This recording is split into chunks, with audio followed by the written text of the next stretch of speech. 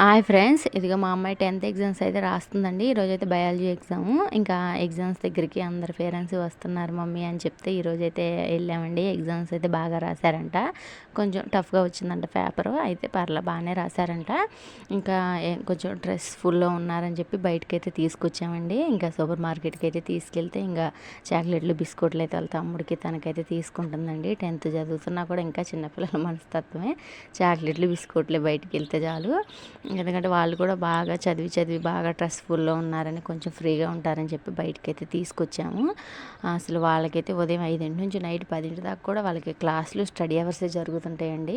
మా 10th అప్పుడైతే ఉదయం 9కి వెళ్తే 5కి వచ్చేవాళ్ళం. పెద్దగా చదువు అనేవాళ్ళు కూడా పెద్దగా ఉండేవాళ్ళు కాదు.